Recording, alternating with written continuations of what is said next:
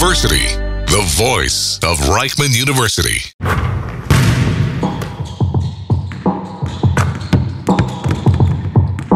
The Baseline. Stories from the court with Jonathan Rears and Nitzan Aharon.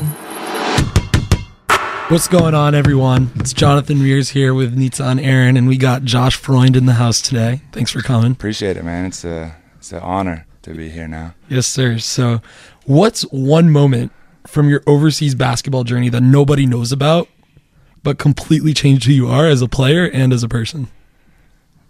Oh, God. Starting off hot. Yeah, right, bro.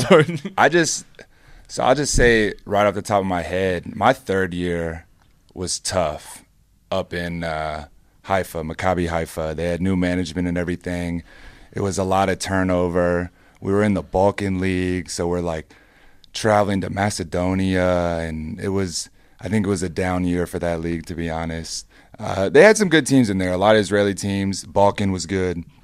And I think just dealing with that atmosphere and that type of management really made me appreciate kind of everything else. Every other team I went to from there, kind of being much more humbled and understanding that I have it great, especially like in my situation and everything now. I good management, good teammates. So it's humbling. It's kind of, a lot of stuff has been humbling, but that third year was really, grandma died. I couldn't make it back. And it was a lot that year. So that year made me kind of change my perspective of like, let me find the right situation rather than just kind of go in blind. So yeah, that year was, tough. Real quick, was there a moment in there where you said, never mind, maybe overseas isn't for me? Like one particular moment? I wouldn't say there was one moment where I'm like, damn, I'm not coming back. It was just kind of an accumulation of just how players were treated, what was that was my first realization of, what talent can get away with. You see the jokes. I just watched a movie, the new Adam Sandler, Jay Kelly, and kind of like how talent, was it George Clooney? Who's the other? I think it was George Clooney. Okay. I didn't see this one. I haven't seen it either. I think it's just released. I literally watched it last night. I can't sleep after games, so I watched that. Great movie. I was very impressed. And kind of how talent acts and what they can get away with, with how talented. He's like this great movie actor and everything, and he has a whole team basically to take care of this 60-year-old like infant, they call him. And it's not to that extent, but you see like what better players can get away with and what Josh Freund can get away with. It's very different. So it was funny to see that. So that year, going back to like, there wasn't, I don't think, one moment, but it was just kind of a realization of like professional basketball and what it can really get like. So just that year in general. Incredible. So let's take it back real quick, just kind of introduce your career a little bit to the listeners. So first off, you started off at Randolph College, D3. Yep. Averaged about 12-7, which is a super solid freshman year. D3 and proud. Was second on the team in scoring, first in rebounding. Amassed the sixth best single season block total in school history already in your freshman year. I'm not a blocker, so I'm not but I believe it. That's all. It's a small school. It's a small school, Then you transferred over to Roanoke College, go Maroons, if I'm not mistaken. Yeah, for sure. Cool, for 3 years. There you really broke out. Your junior and senior season averaged 18 points, 11 boards. That's incredible numbers already. In that, winning multiple awards over your career, incredibly distinguished college career. Then went pro, over to Maccabi Ashdod, Ashkelon, Haifa, and now Rishon LeZion. Yeah, there was Rehovot in there too. Rehovot. I always miss one. There's always one that I miss. It's all good. They that was a weird year too. It went from, first of all, I don't think I have to add anymore. You nailed it right there. Hell yeah. There you go. Shout out like RGK, my high school. I love Mike Kraft. He does a great job. But you nailed it. That was a weird year because when I first got there, they moved up from the third league, and the whole year we're basically fighting to stay in the league. Right. And it was weird because we won a game to stay in the league, and they celebrate like we win a championship, which is like, it was an emotional game. But I'm like, what are we celebrating right now? Like, we're like celebrating that we're the third worst team and not the second or first worst team, and kind For of sure. situation. Let's go further back, right? Okay. From Charlotte. Yeah, shout out Charlotte, North Before. Carolina. Growing up in Charlotte, talk about your family. What kind of sparked that love, that passion for basketball growing up, and kind of paved the way for your basketball career? You know what's funny? Basketball was never my my main sport. I played all different sports. Just my parents threw me in a bunch of whatever I was available. They threw me. So it was soccer when I was a kid, baseball, football, and everything. But basketball was always in that mix. And I remember specifically, I was visiting my grandparents one time, me and my brother. And my brother's basketball was his main sport. And maybe I didn't want it to be my main sport because it was my brother's main sport. So I don't know. He was a Duke fan. I was a UNC fan. It was kind of just one of those things where I just couldn't be like him. I don't know. It was brother rivalry. And my grandpa always wanted to make basketball my main sport. And I remember I was young, so don't judge me, but I remember I was we were at the gym shooting, and I just threw the ball and yelled at him, I don't want to play this shit. And I remember crying and walking home. I was young. I don't know.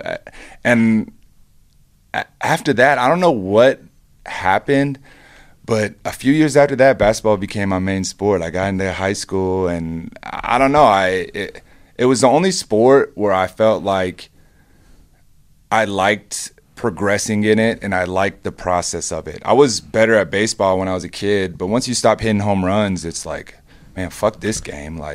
This shit's boring. Yeah, right. But you talk about you and your brother being Duke UNC fans, powerhouses. Did that kind of have an effect on you watching those college basketball teams growing up? I'll be honest, no, because I didn't think I could ever play with guys like that. I'm very humble with my game. I think it can help and hurt me a little bit. You watch guys with, exudes confidence and just they think they can do whatever on the basketball court, and sometimes, that helps them. But I'm very humble. I didn't think I would ever play college ball. I didn't think I would ever play with, any big name guys. I just didn't think I was athletic enough or skilled enough to keep up. But we go back. I enjoyed getting better at basketball. So I didn't have D1 dreams. I didn't have NBA dreams. I just wanted to keep playing basketball and trying to get better at basketball. And I found a great fit with Coach Nunley over at Randolph that believed in me.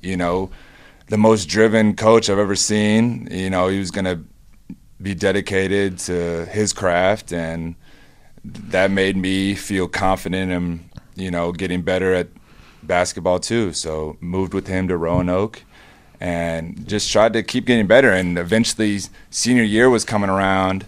This is towards the end of my junior year, just got All-American. This is in college. This is in college. So you're saying that you go to the first school, you have that coach, and then he moves and you move with him? Correct. So that first school was, I don't want to say a joke because I went there, I would have graduated there if he stayed. But we're talking about 700 kids. A lot of them transferred after the first semester. 700 kids total? Total. It was a little private boarding school vibe. It was crazy. Do you choose to go there because of basketball, or are you thinking you weren't really thinking about pro basketball afterwards? Were you thinking academically, I want to go major in something and I can also play basketball there? That's a good question. I think I just wanted to go there because I loved what Coach Nunley was about. I wanted to keep playing ball. The academics was okay there. The school I transferred to was better. Thankfully. What'd you major in? Business administration. Okay, me with too. a marketing concentration. And so it was, I don't know, I just wanted to keep playing ball. And no D1 schools were looking at me. Like, we had a great high school team, keep in mind. We had, at one point, just on that graduating class, had 3 pros. Well, for a public, school, it is in North Carolina, but for a random public school, we were 4A, but still that's crazy. So we had 2 D1s, a D2, 2 D3s, just in, like, we had a great team. We made it to the state championship and ended up losing. That was hurts. tough. Yeah. That one hurt. That still haunt you? Yeah, that's my, like, probably greatest loss. That one sucks. And lost 2 conference championships in college, but they don't even equate to, because that team was just so, like, great, like, as a team too. We just knew what we wanted. Coach was great. The chemistry was great. Loved going to practice. Loved games. Like, everything was just so smooth. Even if we hit, like, road bumps, we won. We lost the first game of the season and the last game of the season. Wow. We won every game in between that. Well, high school basketball is just amazing. You're going from high school classes straight to the gym. Literally. And at that point, I'm not even thinking about college basketball. I'm getting some D3 looks, but that, I think I averaged maybe 9-8, 10-8 that year. It was solid, but we had a starter averaging 20-something who was great. The other big that played D3 was good, athletic. And we had, guards going to Radford. We had a D2, like, preferred walk-on. So it was like we had so much Y'all talent. were stacked. We were stacked for a public school. You go over to the first D3 school, move with your coach to the next one, and then you balled out your junior and senior year where you really broke out. At what point are you kind of feeling like, all right, maybe I could actually go play pro? So that was after my junior year. I went to my coach and was just like, I asked him, is this a possibility? Like, can I actually keep playing basketball? And he told me, he's like, Josh, like, don't worry about it now. After the first semester of your senior year, if you still feel like that, come back to me and we'll work on it. We'll do it. And so started the senior year. After the first semester, I was like, I'm really thinking about, like, I want to try this. Like, I don't know, like, I don't want to go work. Like, I don't want to, like, if this is a possibility, even if I just do it for a year, like, I really want to try. He's like, all right. And honestly, he did everything. Shout out Coach Nunley, man. At what point did he kind of know that, like, being Jewish would help you in getting that extra citizenship? Yep. So he put a tape together, highlight tape. It was all him. And he started reaching out to agents. And a couple of them reached back out. I don't know whether it was because, they saw my name and just did a little research, but basically were like, does he have a Jewish background? Maybe they just saw a picture. I don't know. They saw that nose. They said, oh, yeah, for sure. I can relate. Don't worry, I can relate. Yeah. And they're like, if he has a Jewish background, he has an opportunity to kind of, make Aliyah, get his citizenship, and, he could play in Israel. And he brought that news to me, and I was like, I mean, like, I grew up in my mom is Christian, my dad is Jewish. So, this time of year, we got a Christmas tree up, but we also got the menorah. We're lighting candles. Mm-hmm. So we just weren't a very religious household, though.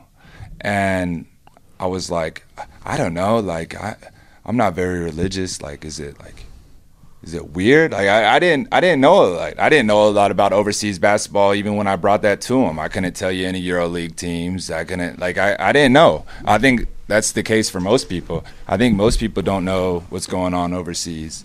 I think it's getting better now with certain kind, like, Swiss culture, y'all, and everything, like, just giving a light to what's going on. And I got connected,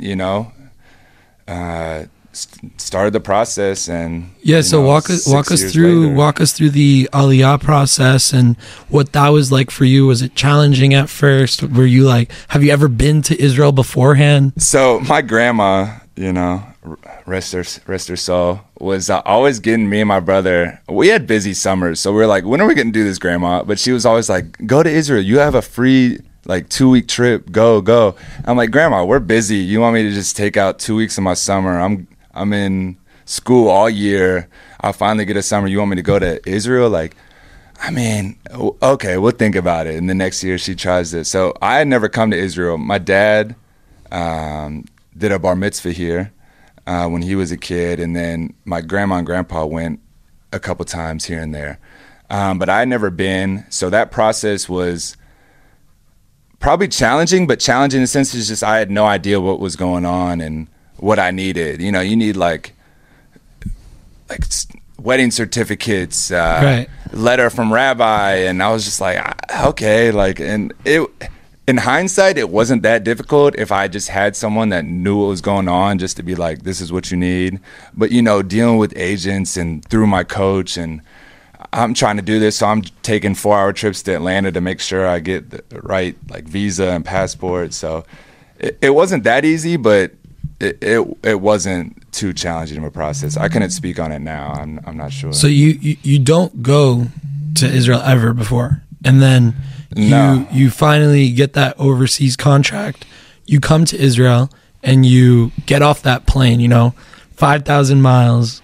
You're far from home, and you get off that plane to come and actually do this pro basketball, start your career, right? So you get off that plane, you get out, you're in Israel. What's running through your mind? What are the feelings like? I'll say even before that. So in the summer, I worked out and I did a little class after I graduated just to be on campus and work out and do everything. But Brad Greenberg was coaching Maccabi Ashdod at the time, and he lived, just so happened, 10 minutes from Roanoke College. And so eventually my agent contacted him. He called me and was like, let's do a workout.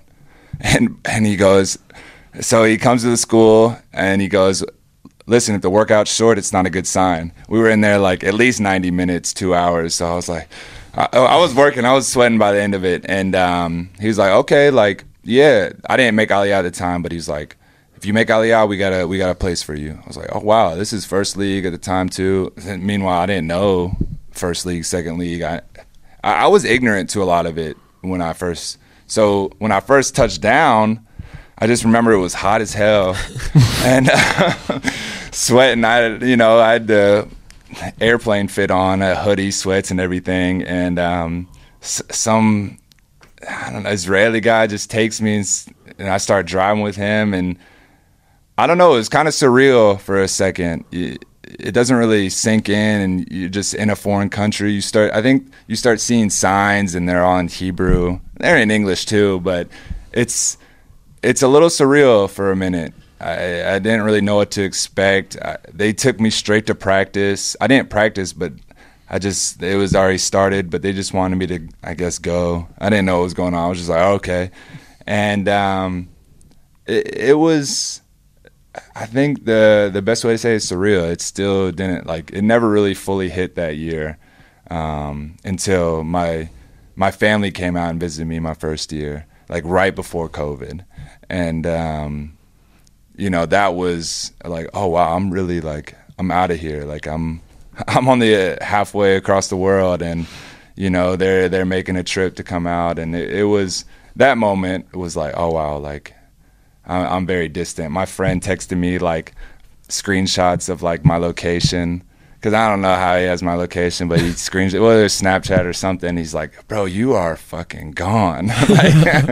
He's showing he's like, you are nowhere close. I'm like, yeah, you're in the Middle East. This is out there. But it was I never felt discomfortable, or whatever Uncomfortable. There we go. Yeah, that business major, huh? Right, yeah. So, they make you feel welcome. Most people speak English and everything. So it was a smooth transition.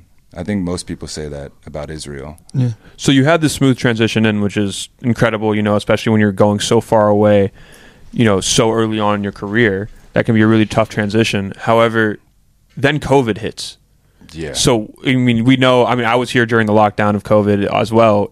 This country locked down like nobody's business. You Bro, couldn't go 100 yards from your house. For 2 years after it. Exactly. Can you walk us through what that was like? You know, you're so distant, you're so far away from home, then COVID hits.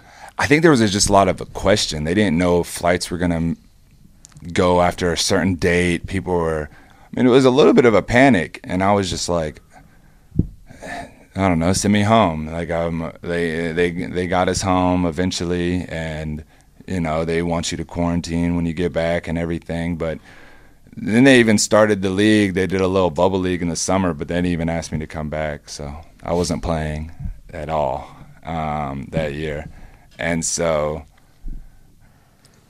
it was a little bit of a panic for like a couple days. Then I got a flight home. You know, everyone.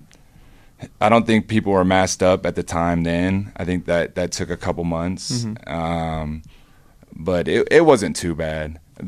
I just remember Brad Greenberg panicking. He's like, they say if we don't get a flight home by the 15th, that we're fucked. And I just remember him saying that. I was just like, damn, coach, like, I think we'll be okay. And we were fine. So you go from Ashdod and you go over to Ashkelon, correct? Yeah, second league. Second league. And so Ashdod was in the first league. Ashdod was in the first league with Brad Greenberg. We were struggling that year, man. That was a tough year. So you're in Ashdod in the first league. Any guys over there that we would know?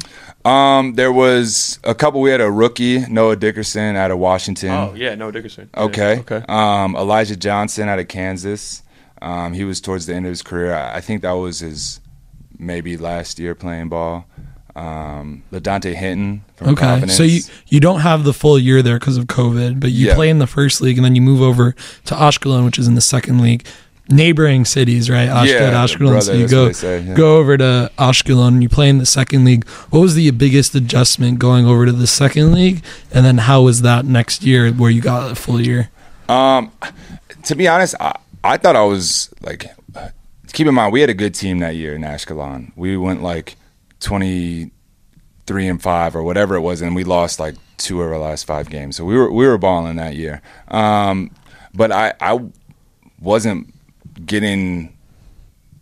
still not getting a lot of playing time. I was kind of surprised. I thought a second league I was going to be starting at least, 20 plus minutes a game, and I'm sitting at like 15 to 18 and, being efficient with it, but you can't really say anything when you're 12-0 to start the year. So it's like, what are you going to say? Right. You're doing something wrong. I need to play more. But we had a great team. Shout out Zoe, Big Zoe, Lonzo Coleman. He was our leader. We had Paul Delaney right before he got his passport. Got his passport that year. They brought in another American. So we were pretty stacked. What was it like being over in that area? Ashdod also, like you guys are in the same area, Ashdod, Ashkelon, it's down south. Mm-hmm. That whole area is a little bit farther from the center. So what was it like as an American just being there off the court? Ashdod was fine. I made it up to Tel Aviv's a little bit of a drive, but not too bad. Ashkelon, I was locked down there. When I first got there, it was peak COVID. Like, I was quarantined for my first 5 weeks. That was like real quarantine. They let me go in the gym like by myself sometimes, but like first 4 or first 5 weeks, I would literally, like, it was like 2 weeks when I got there.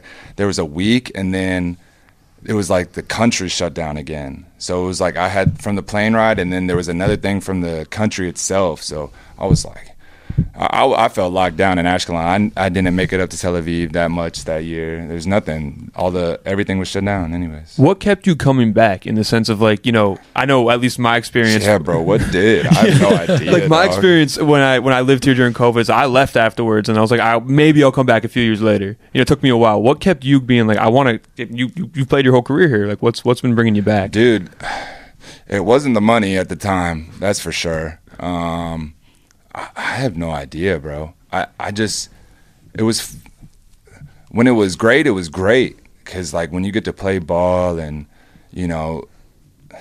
I lived on the beach still. It wasn't Tel Aviv beach. It was Ashkelon beach, but it's beautiful. Bro, I throw a rock and it's the beach. It's still great living. I had a great teammates that year. And I didn't really ask myself then, because I thought, like, that year I felt like I could like really like do it. Like I could be a solid player and find a role, whether it's the second league or whatever. Like I knew I could do it. I knew I could keep up. I knew I could play ball with them. And then the third year hit when I talked about earlier. Mm-hmm. Right. That shit was a mess. So you had some struggles, right? You had the COVID to disrupt your first year, then you're going to lockdown in Ashkelon, and then Haifa you talked about already, where you had a tough year. So what's a mental skill that players need to have overseas? The first thing is that I started meditating, bro. That helps in the sense of just like being present of what you do. Like I know, especially the first year, people just want to stay in the apartment, go to practice, go back to the apartment. Like find friends. Like it sounds so cheesy to say it like that, but like have people you can talk to here, not just back home when you're 7 hours, 10 hours ahead of people and you talk on the phone a little bit, but like really if you get to know your teammates, try to step outside, even if you do stuff alone. I remember when I first met my girl, she was just amazed at all the stuff I did alone. I'm like, I'm literally going to eat. Like, what's the like, what are we talking about? Like, go to eat, go sit at the bar, go talk up to the bartender, whatever. He'll pour you shots of arak that I fucking hate. This shit is disgusting. You can't like it. It's disgusting. But we actually, I always like to bring it up. John D came on a while ago, and he said, you know, when you play overseas, you're not just playing basketball, you're living overseas, right? That's 10 months of your year, 9 months of your year. You really got to be present, right? You're not going to make it if you're going to practice and going straight to the crib right after.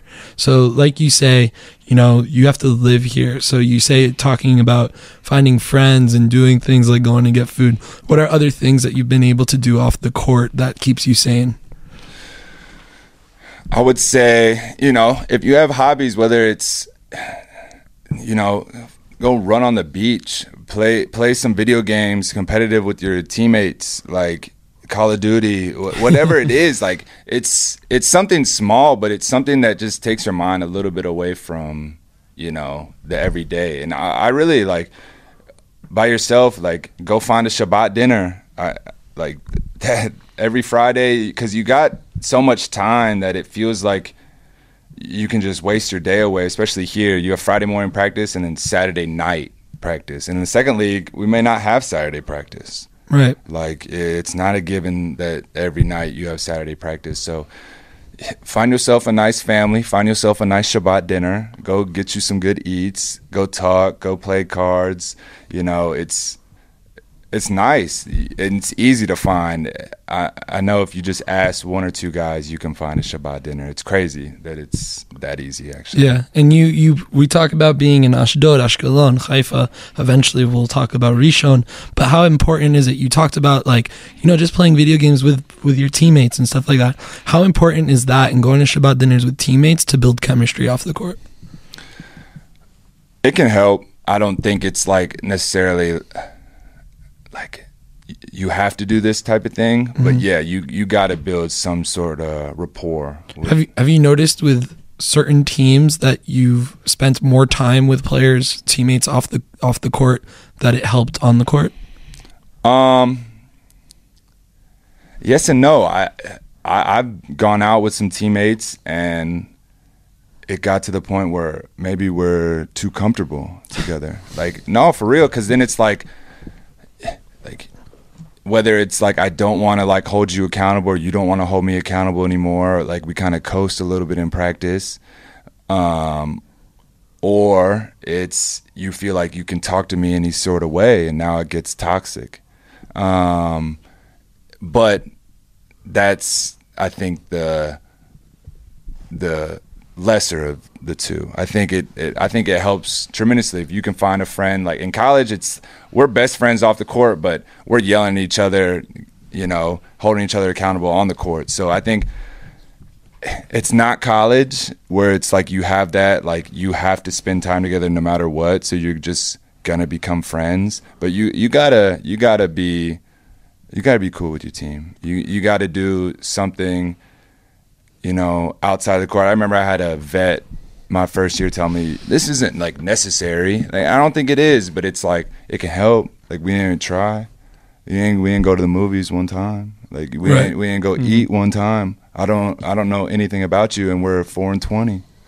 Like, all right, something can change, So it's, even if it's going to get something to eat after practice, man, it can help a lot, I think. Taking all this into account, you're not only your relationship with your teammates, relationships on the court, off the court, everything like that. How should a player judge if a team is the right fit for them? If you're trying to get to know all these players, trying to get to know what's going on. That's tough.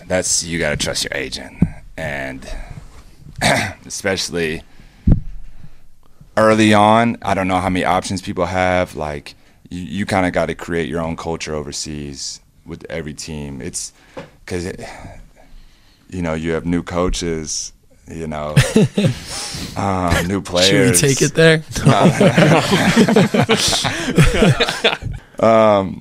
Whether it's, that it's year to year and not even year to year, everything's changing. So if you can kind of create your own culture, I think that can go a long way. Yeah. It's not like you go into a Alabama program and this is how this shit is run. Get in line or get out. New England Patriots with Bill Belichick. This is how we do shit. Get in or get out. Like, you got to kind of create your own culture in a sense, and that can be a struggle. People don't know, how to act. People don't know who the leaders are. You gotta create a team in a 2-3 week span, and that can be a big challenge that is kind of overlooked a lot of the time, especially when players are changing and everything like that. Talk about like key characteristic to leaders overseas on teams. It helps experience. It always helps when a older guy is, doing that, kind of in that place. It helps when they're, one of the better guys on the team. People just naturally look to those guys. So understanding your players, understanding what it takes to, It's funny, you kind of see that at the highest level too. I got lucky last night. The Celtics were playing early, and I'm from Boston, so I got to watch the Celtics. But, I see Peyton Pritchard on the side, and, like, Jaylen Brown is just going, like, ISO. And, like, for a second, I'm looking at Pritchard, and he's like, the fuck is going on? Like, what are you doing? And, like, you see it at the highest level too. No doubt. So knowing how to not do that is definitely something I feel like you're talking about. Yeah. Body language is big. I'll say basketball players are just grown-up kids. Like, we were talking about that earlier, where the movie is Jay Kelly, where it's just like, I don't think guys ever grow up when they're playing basketball or in acting, as the movie was. Like, it's just not the same. You're not dealing with HR. You're not dealing with, in a sense, it's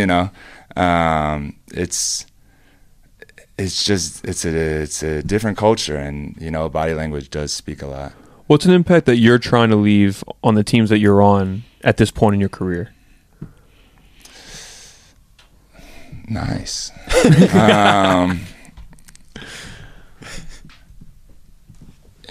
Someone that just shows up day in and day out. Availability is the best ability. Holds himself accountable, holds others accountable. I think that this year is something I've been struggling a little bit, is to hold everyone accountable. Just because, when you playing a lot and you're one of the top dogs, it's just natural. And now I'm in a different position, coming off the bench a little bit. I think it's just harder. I think it's harder when you're not, the top 2-3 guys to do that. So that's something I'm trying to learn and navigate. But yeah, trying to just, great guy shows up day in and day out, works hard, We're gonna get to the Rishon year last year, but before we get there, in 2023, I think, or around then, you had an off season where you officiated a wedding. Yeah. So Yeah, we need Looking to up hear the about that. Files, bro. Don't say I that told too you, loud. I told you I'd get you. Yeah, that's funny. So talk about being a pro basketball player, coming home and officiating a wedding. What was that like? First of all, I'm just happy I could have made the wedding. We were nervous about like timing and everything, but Ryle and Rachel. Ryle's my best friend from high school, man. He was the other big I was talking about. He's still my best friend, obviously, officiated his wedding. But I remember going into the year, that summer, like, so a year before, they like asked me, and I was like, I thought it was a joke. I was like, what is this, friends? Like, you want me to officiate your wedding? Like, you want me to marry y'all? I don't even know what it meant. They were like, we want you to be your officiant. I was like, what is an officiant? Like, so I was like, if you want me to do it, of course I'll do it. Like, Ryle, I'll do anything. And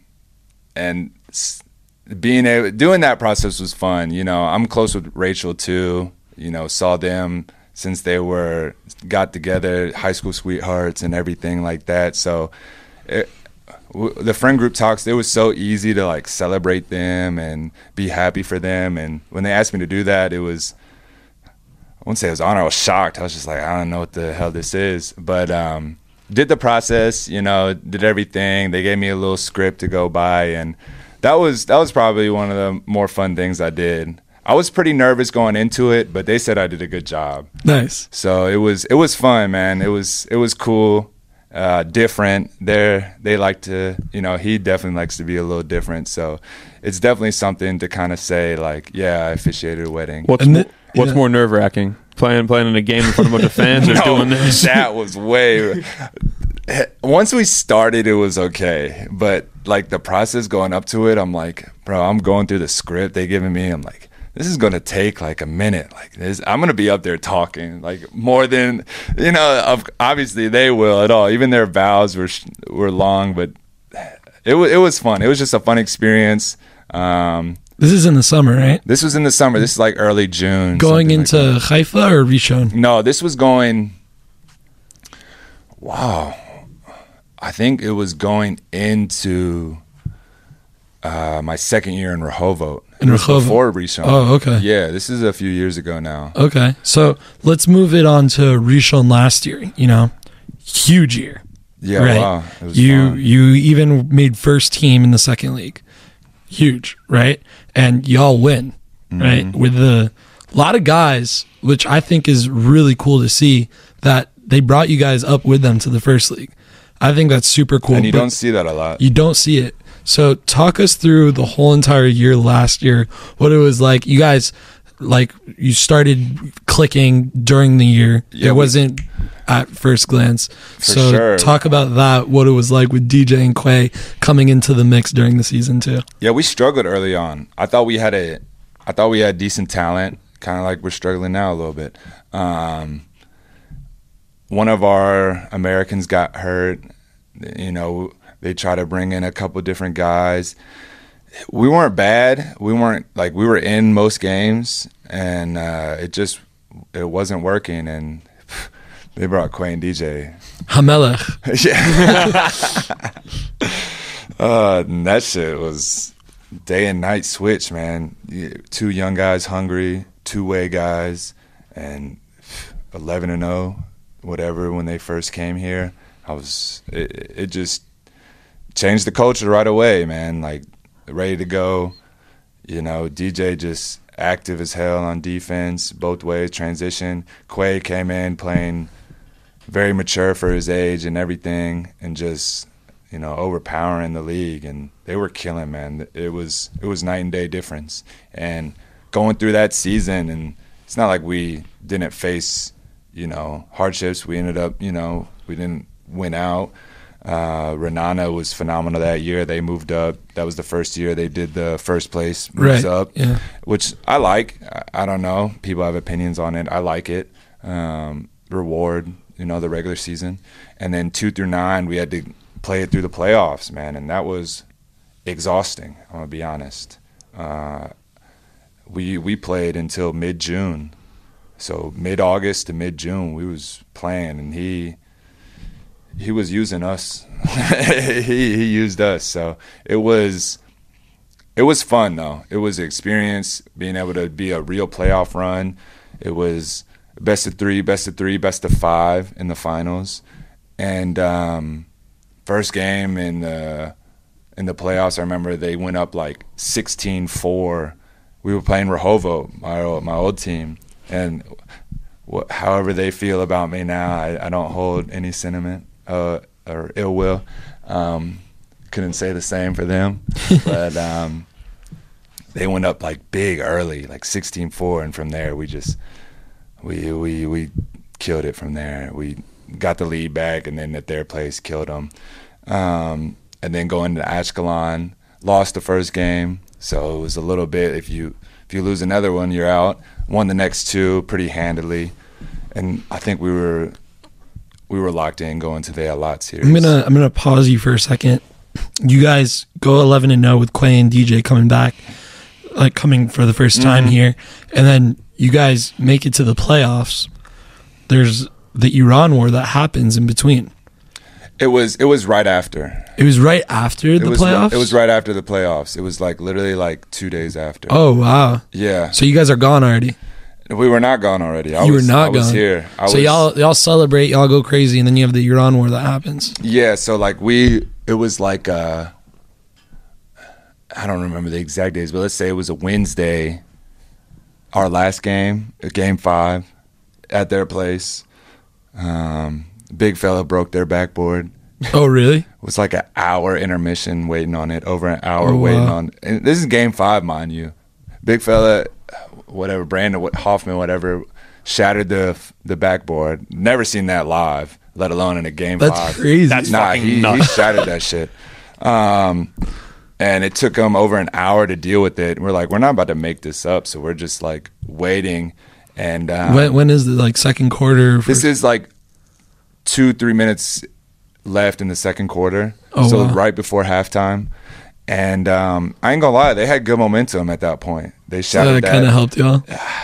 I'm not gonna say like it definitely like swung, because we were over there shooting on our basket. They were just waiting, and like we were, I don't know how much it helped, but Calculated. Shit happens, yeah.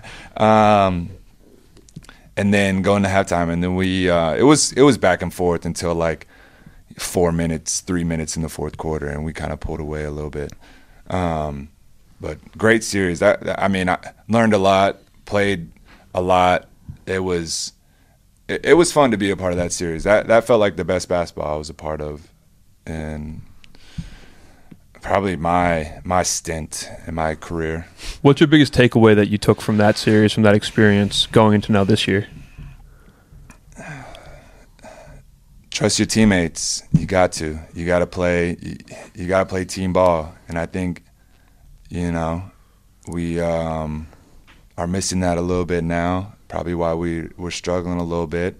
But you got to play. You got to play your guys. You got to trust your guys. And you got to play for each other. And however corny that sounds, that's why everyone uses it, man. That shit works. And how do you adjust? Like, you guys were elite in the second league, and probably if you played in the second league with the same team as last year, you guys probably would still be elite. But going up to the first league, adding some key guys to the team, it's been a struggle. How do you remain how do you guys start clicking Try and to keep improving day in and day out?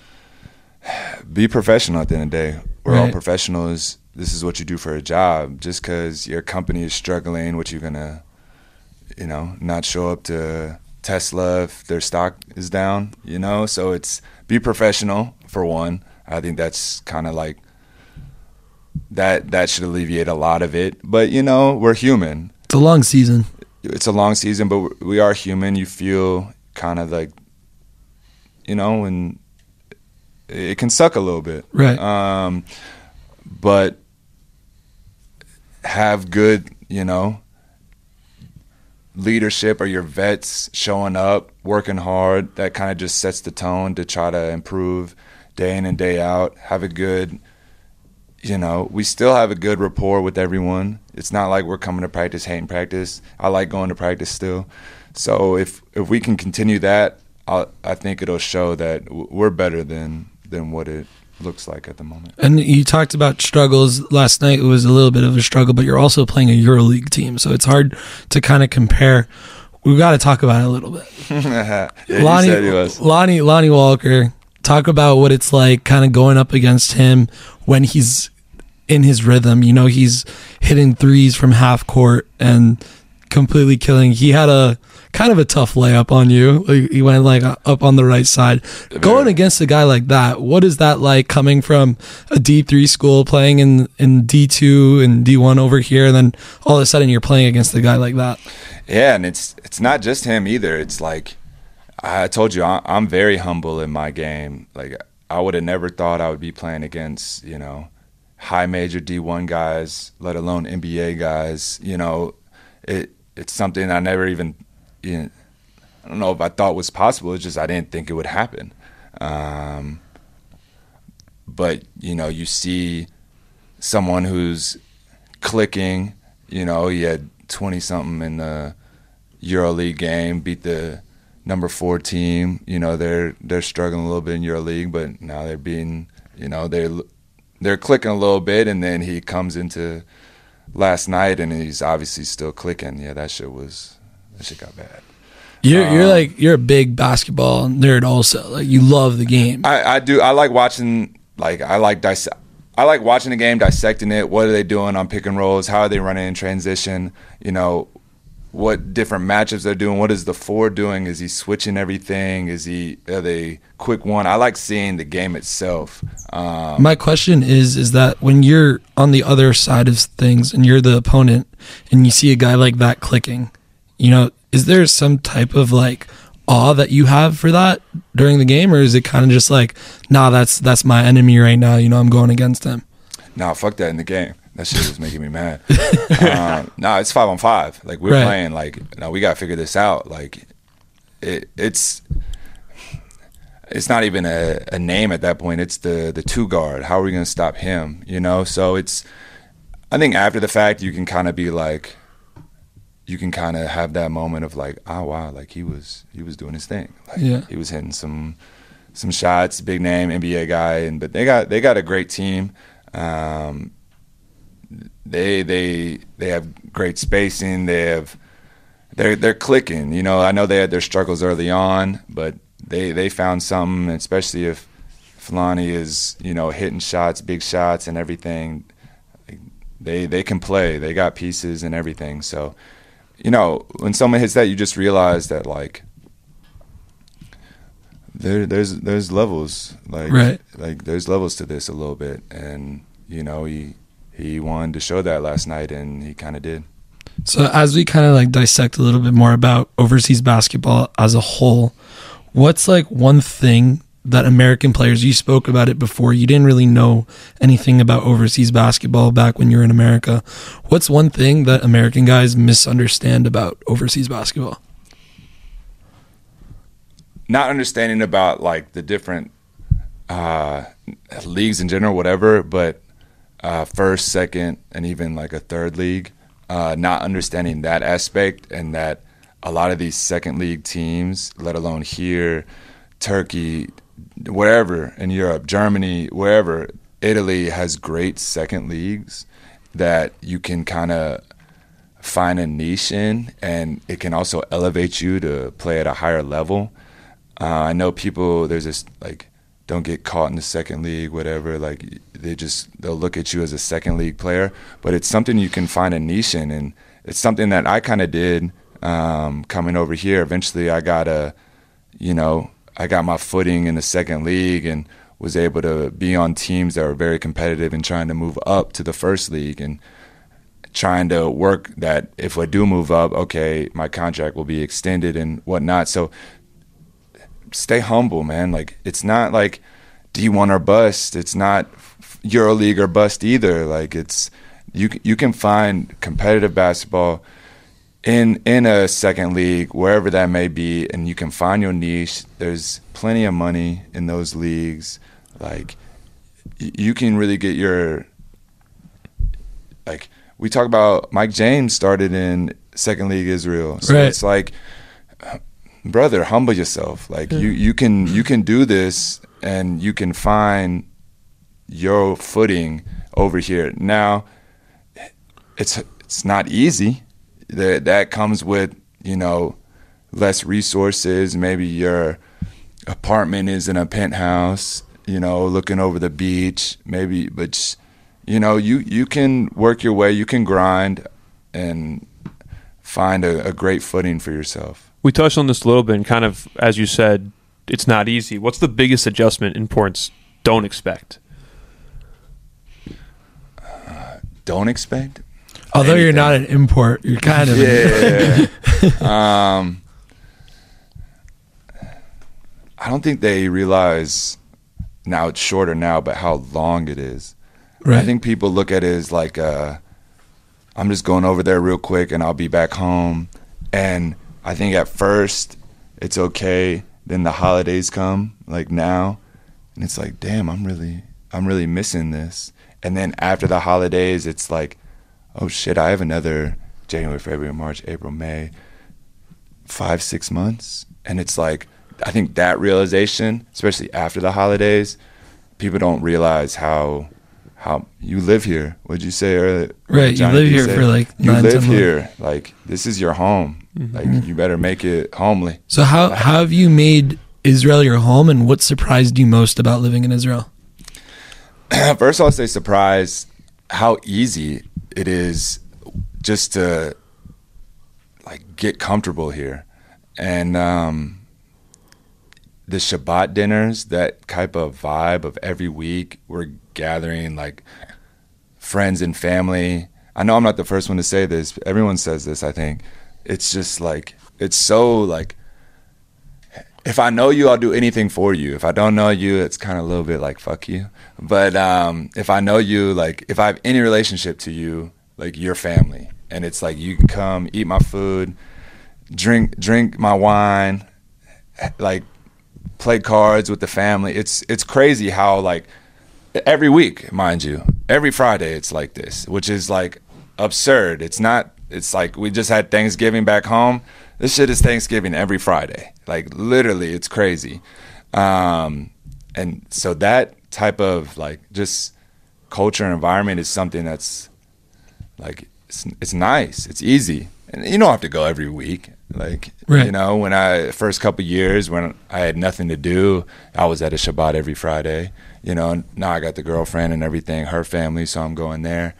And, but it's a great surprise, I think, about that, kind of the culture here and everything like that. And then I don't remember the second part. Well, how have you kind of made Israel be your home? You've been here, what is it, 6 years now? Yeah, this is going on year 7. Year 7, so 7 years. Bro. It's most Time of your flies. adult life. Yeah. It's most of your adult For life, sure. honestly. I think the biggest realization of that is after my 4th year, I was like, I just did college again. I was like, yo, like I just that went like that. College felt like forever. So has Israel kind of become a home to you?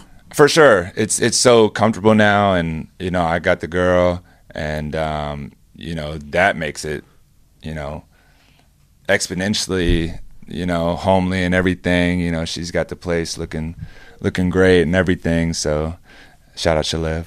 And you know, it's easy. It's just the natural, like, way of living is very easy. Okay, and then when we're talking about Haifa, right? You said it was a struggle there. So I want to kind of just touch on this. Like, a lot of guys come here, and like we talked about, you live here. Sometimes you just find yourself practice in the crib, and you might have great time throughout the year, but then you might just have a bad week. So how do you rebuild confidence after a bad week? I think you're asking the wrong guy.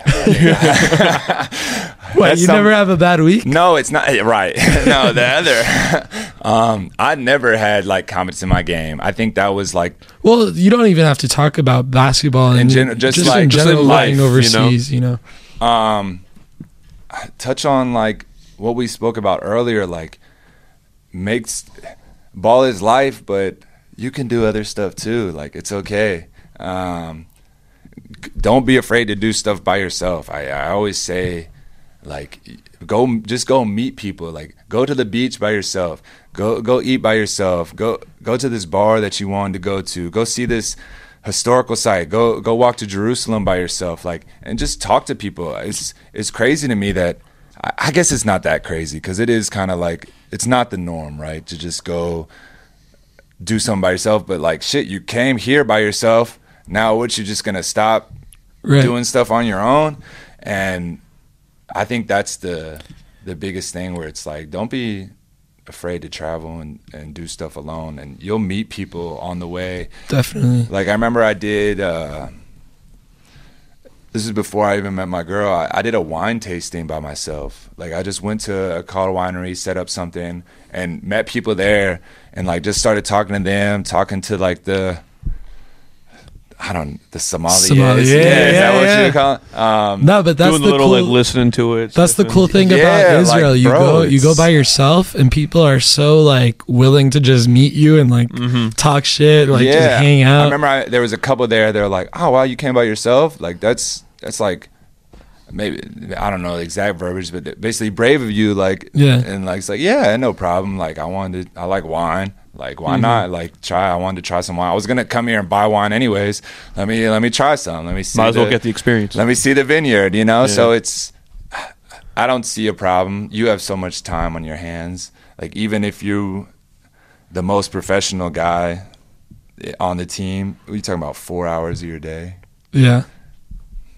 Bruh, what are we talking about? Well, you talk about it not being so crazy, but a lot of people don't do it. A lot of people don't go and do these things on their own. Which is like the normal thing. You go to America, it's like, even in college, it's like, hey, are you going to go eat? Like, I can't go to the cafeteria by myself and go eat. It's like, bruh.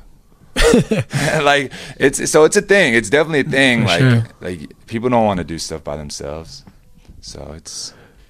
Yeah. So as we start to wrap up, you know, for any listener out there who might be following your journey, there's a lot of D3 hoopers, a lot of people who maybe don't have the confidence in their game that they should. Mm-hmm. You know, what's some advice that you can give?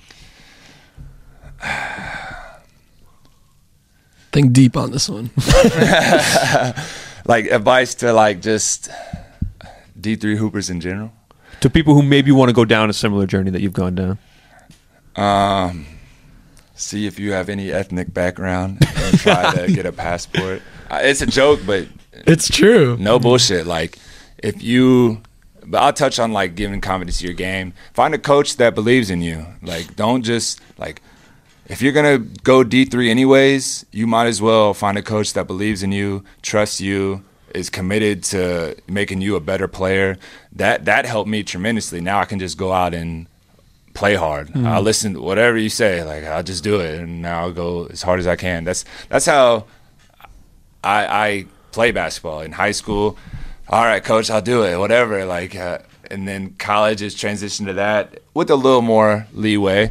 But find a coach that believes in you, wants to see you get better on and off the court. That's like, don't just go to a school to go to school. Like, make sure you have contact with that coach. Make sure he wants you, you know. Don't, like, you're going D3 anyways, bro. Like, make sure you find a good fit. And then more on that, if you want to approach D3 and try to play professionally, I would say like I made a joke, but like, try to see if you have some sort of background. Like, try to get a passport. Like try to get citizenship somewhere. You'll skip 12 steps in the process. And, you know, if you go 4th League Germany, just because you D3, whatever, even my situation, like All-American, you think I would have had a lot of options if, you know, I wasn't grateful and, you know, be able to come here and get citizenship and, you know, play one of the top countries in the Europe. I didn't get to play that much, but I skipped 10 steps probably in that process. See if you can do something. Then if you still want, lean on your coach. If you go to a coach that trusts you, he'll encourage you to do this. He'll help you out. I'm telling you, Coach Nunley for me at Roanoke did everything for me. Made the tape, reached out to agents, communicated to them, relayed it to me. So I have the utmost respect for and gratitude for him. So as we wrap up every episode, I'm sure you've seen I've we seen do it, the man. shot clock segment. We're going to do some rapid fire questions with you. Say less. I'm on it. You want to go first or me? Yeah, let's do it. You go first? All right. Ready? I'm ready. 3, 2, 1. Favorite Hebrew word? Sababa. Shawarma or falafel? Falafel. Ankle breaker or post or dunk? Neither. I can't do either. Favorite basketball movie? Coach Carter. Mountains or beaches? Oh, beaches. Warm-up song? Anything future. Weightlifting or cardio? Weightlifting. Night out or night in? Night in. Favorite place you've played? Oh my God. Jerusalem. Okay. Arena. That's it. Yeah. Good. Nice, man. Nice. Nice. Under the shot clock, man. Appreciate you. Thank you for Appreciate coming. you.